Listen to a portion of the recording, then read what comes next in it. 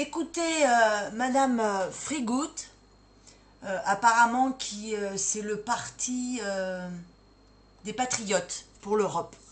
Alors, vous savez qu'aujourd'hui, on a énormément de problèmes avec l'automobile. Eh bien, vous savez que la Commission européenne aujourd'hui impose énormément de normes aux automobilistes. Il y a eu la ZFE, etc. Il y a le CO2, enfin il y en a tellement qu'on ne sait plus. Écoutez ce qu'elle dit et on en parle après.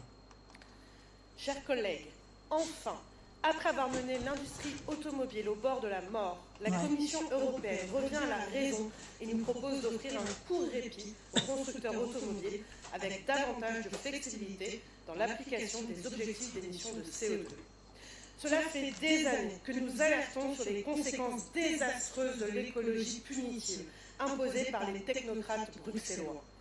Sans cet assouplissement, nos constructeurs auraient dû payer jusqu'à 15 milliards d'euros d'amende dès cet automne.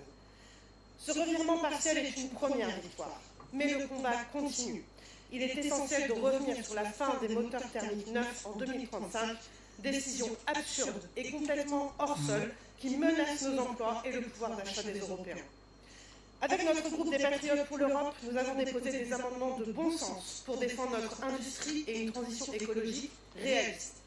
Ils seront, je l'espère, votés par tous les collègues qui déplorent, comme nous, cette désastreuse politique de sabotage industriel.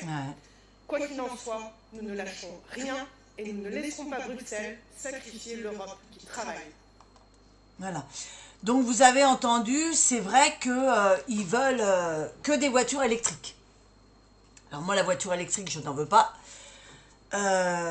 Bon, on voit quand même qu'il y a des députés apparemment qui se battent malgré tout pour que le peuple puisse rouler avec ses voitures. Mais quand on voit la mentalité de bruxelloise, c'est Van der Leyen, ils vivent à côté de la plaque, qui viennent vivre dans le peuple, puis on va voir après comment ils vont réagir. Qu'est-ce que vous en pensez, vous? Moi, je trouve ça vraiment... c'est un désastre, ces politiques, c'est un désastre.